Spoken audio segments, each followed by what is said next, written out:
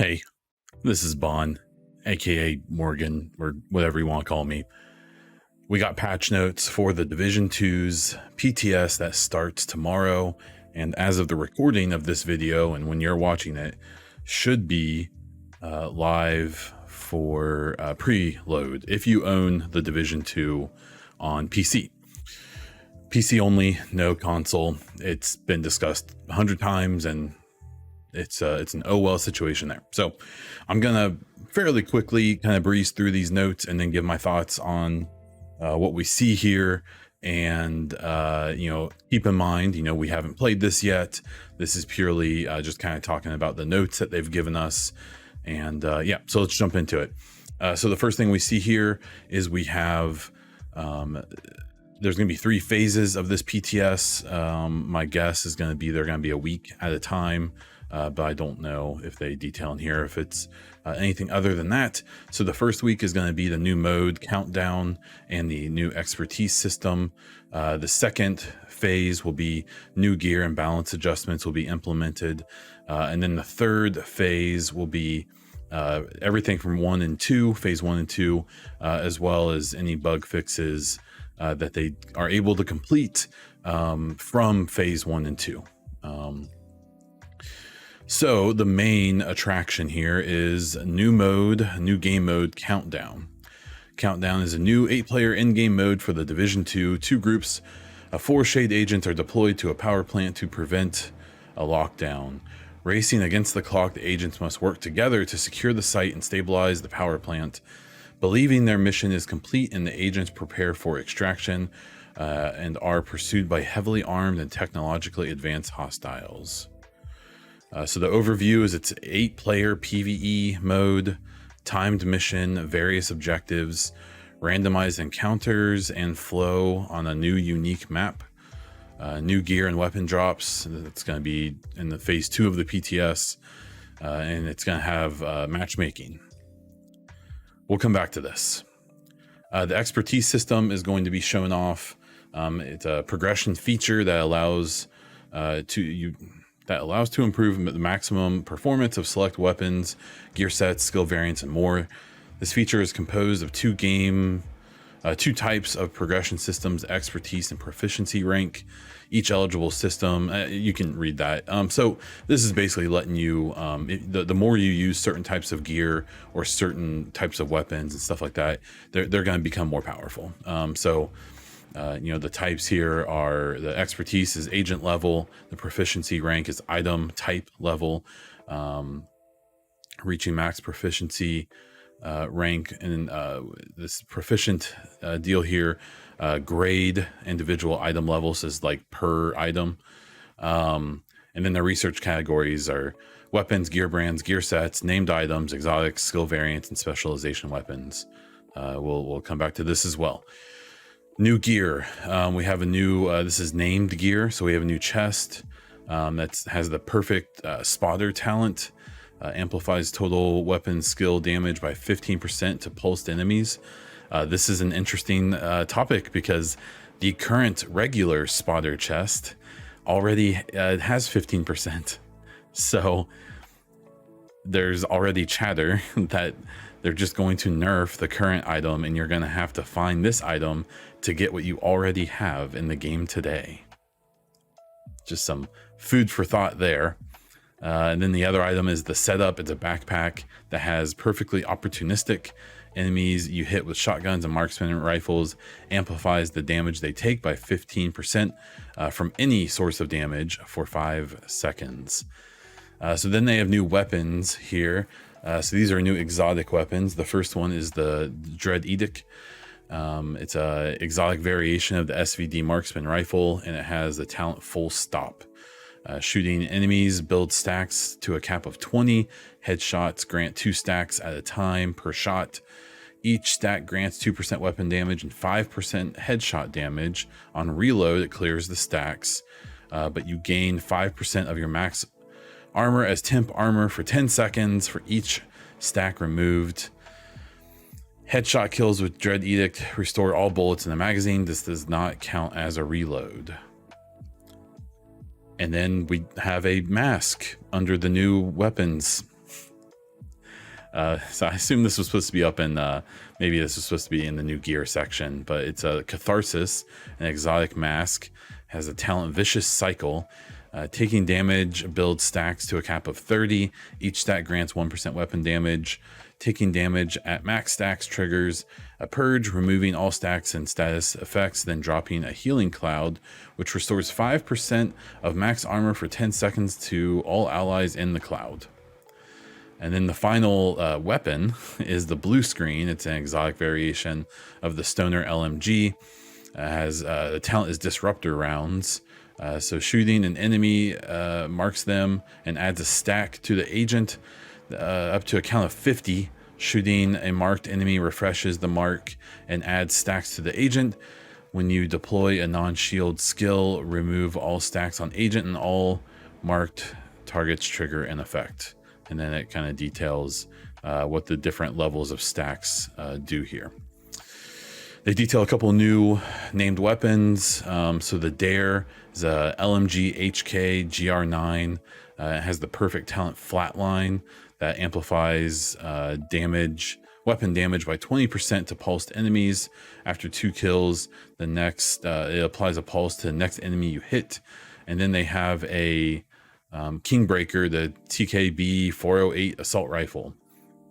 It also will have perfect flatline that does the same thing as the LMG. The balance adjustments. So this is a bunch of shield nerfs, essentially. They go on to explain something down here below. So modifications to the shield skill behaviors, excluding shields from the NSYNC talent, and updated the Intimidate and Perfect Intimidate talents, the new behavior. While you have bonus armor, gain 1 stack each second up to a max of 7. Each stack increases total weapon damage by 5% to enemies within 10 meters. All stacks are lost if you have no bonus armor. Perfect version increased max stats to 8, 1 more than the regular. And in PvP, 4% weapon damage per stack instead of 5. So then the last bit here is the gameplay adjustments. Added a disorienting effect to players when their shield breaks. I believe you cannot block it. Updated Intimidate and Perfect Intimidate so that there's a ramp up to their effectiveness. Omit shields from the NSYNC talent. Increase PvP damage to shield. Repair traps now heal allies for the proper amount. So most of this, so I really actually didn't expect much PvP. And this isn't like big, like on paper, it doesn't seem like that big of a deal, but from what I'm aware of with the PvP and even the PvE meta at this point, it's just shields, all shields everywhere all the time. So, but especially in PvP, it's especially bad. I know the last time I tried to even mess around in the DZ or in conflict, it was just either you had a shield build or you were dead. I mean, people always say that you don't have to do the meta if you're good, if you have skill, you can use any combination. You can use other loadouts, but that's just not the way it tends to work out. So the last bit here is the design notes. Shield skills have been unbalanced for quite some time and have grown to be a dominant build tactic in both PvE and PvP.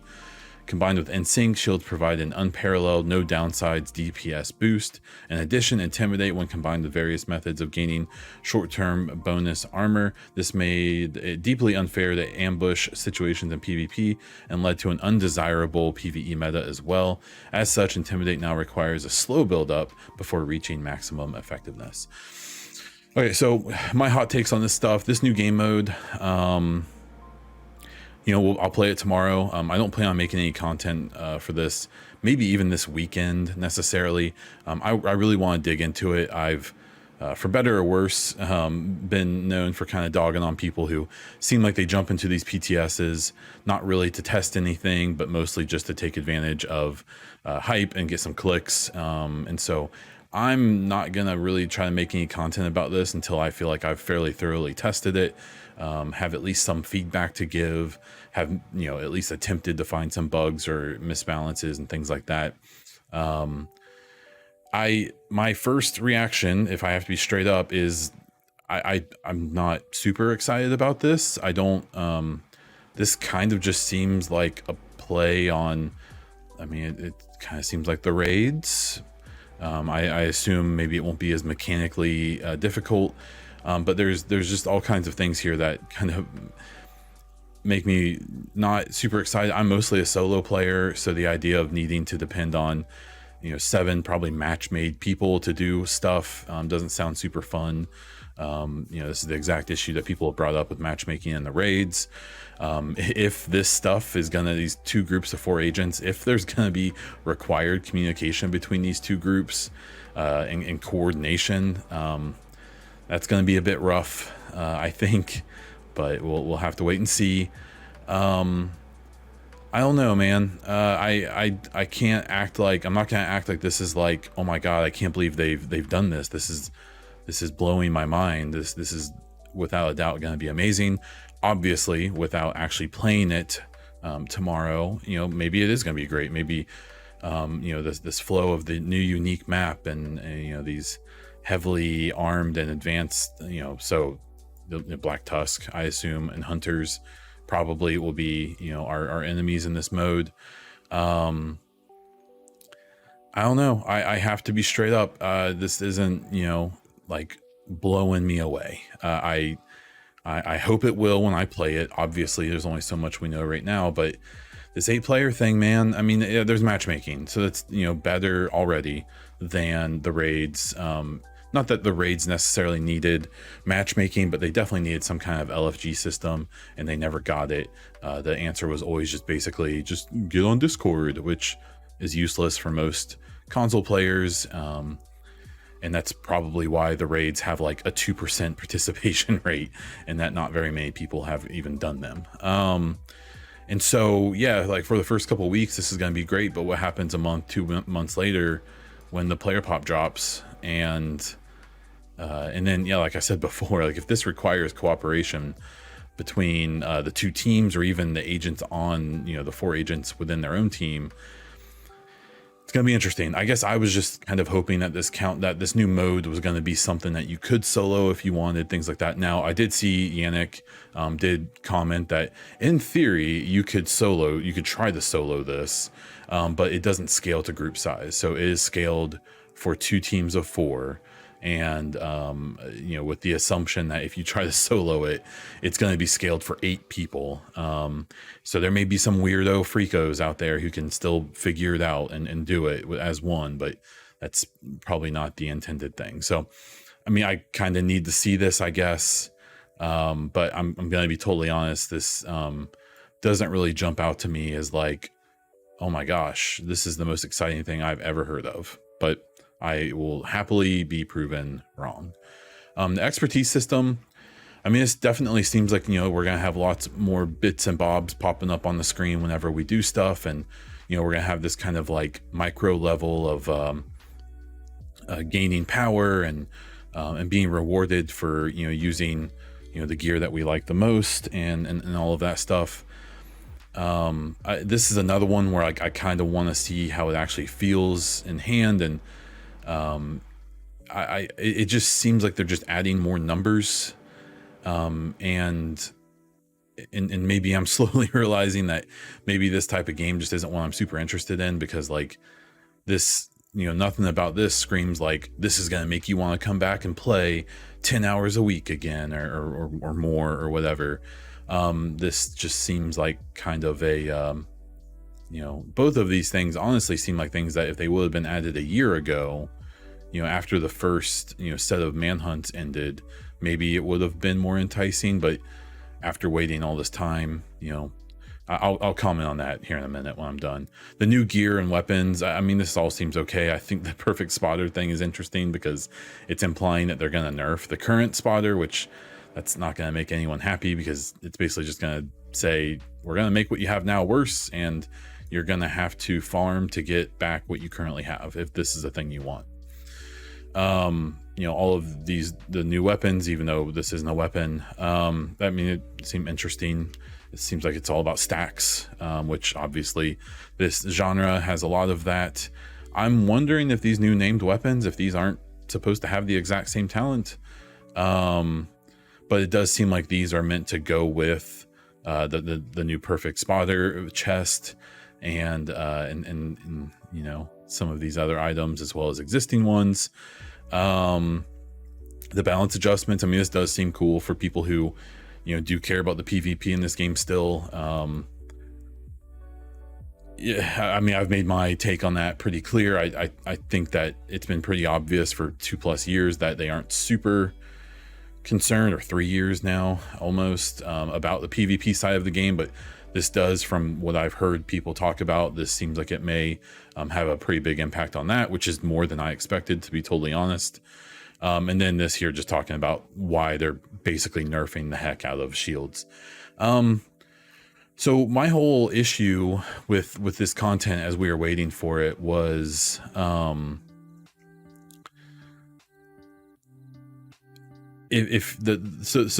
basics of the story, as I'm aware of, is that the 4th manhunt with Fei Lao was supposed to be essentially the end of the Division 2. You know, they after Warlords came out and they did a bunch of this seasonal stuff, they had, once it was ready, they started moving the team off to other projects. You know, I assume mostly the project we now know is the Star Wars game that they're working on, which has a majority of the Division 2 team on it that we are aware of from our history with the game. And then basically there was a kind of come to Jesus moment at the beginning of 2021 where Ubisoft basically was deciding whether or not the Fei Lao manhunt was the end of the game or not. And they decided that they wanted more content. I'm under the impression it's because Warlords of New York actually did really well from a sales perspective and a participation perspective. The thing I've heard is that there were more players playing Warlords than played 1.8 in Division 1. You know, like max population after they came out, which is pretty impressive because Warlords was a paid DLC and 1.8 was a free, pretty substantially gigantic update for the first game. So that would tell me that they decided to make to give more content because it, you know, the people came out for Warlords. So, you know, then they had to rebuild a team. They're, you know, there's a small team at Massive and they're hiring, they're trying to get bigger, it seems, but, you know, they used Ubisoft Bucharest to do, I assume, a lot of this work to get this stuff ready.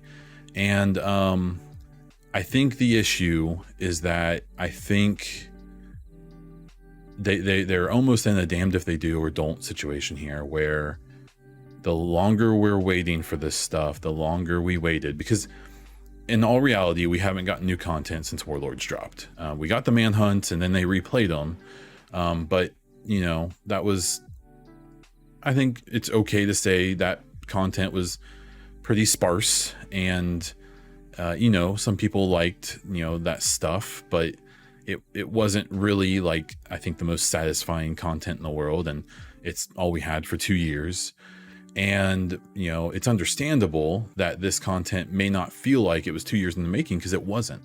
It's been like 6 or 7 months and, you know, maybe 9 or 10 months in the making, because they had to rebuild everything. They had to start from scratch almost.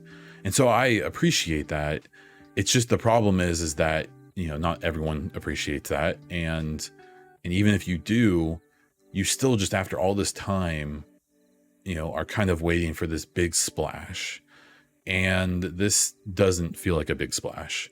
You know, as fans of this franchise, we watch, you know, obviously Rainbow Six Siege gets all of the expansions and support it gets, because it's a, you know, internationally competitive PvP shooter that, you know, probably makes the most money of all the games at Ubisoft. So it's understandable. And then, you know, we see like Assassin's Creed get insane levels of support and content and big story-based, just really impressive content.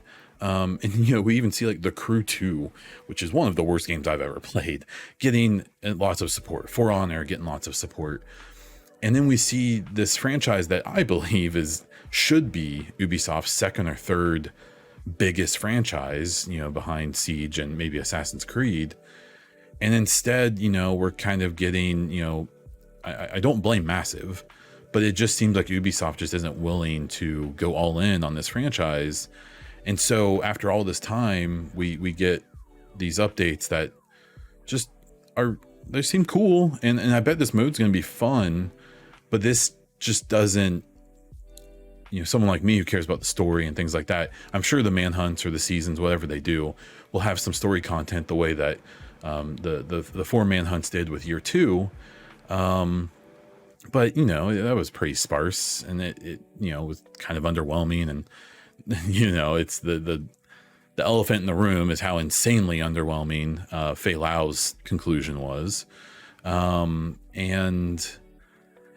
this stuff just seems like they're just stacking more stuff on top of the game when it already feels like there's a lot of stuff stacked on top of it. And even when they did a couple of intelligence annexes before they delayed this content, this stuff seems interesting, and I'm sure there's a good chunk of the population who are going to be really into all these things, but I can't honestly say that this is like, I was really hoping that this was going to be something, and this could change when I actually play it, that was going to make me say, oh yeah, we're back. I can't wait to play the Division 2 every day for a couple hours, and I am in. And from what I'm seeing, this doesn't seem like it's it. Now, Yannick did come out today and said, hey, like, just to keep in mind, this isn't this isn't going to be one big patch that introduces a ton of stuff. We've decided to basically spread this out, and throughout the whole year, we're going to be adding new and updated content. And that's cool, but I've had a pretty big concern with this content and with even Heartland, in that it's, no matter how, these people are working so hard, they're killing it. I have so much respect for the devs, crushing this workout, especially during COVID, especially in the kind of crappy situation it seems like Ubisoft put them in. But I can't help but feel like it feels like a little bit of a too little too late thing. And, only time will tell. And this is a situation where I am extremely, I would love to be wrong. But we'll have to wait and see. So I've already blabbered on for over 22 minutes, so I am going to wrap this up. Obviously, I will probably during the podcast, I have the EchoCast podcast that you can check out. I will probably at least speak on my first impressions of this stuff tomorrow night when I record that.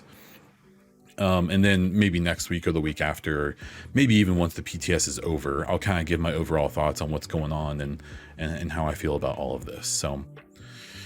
So to wrap this stuff up, please subscribe to this channel, hit the bell so you get alerts when I post new videos. I do some Division stuff. I've been talking a lot about Mass Effect. I have my podcast, the EchoCast, that you can listen to on YouTube or on any podcast provider. And then you can catch me over on Twitter at Bondiesel if you want to see my musings over there. And that's all I have. So until next time. Missing someone.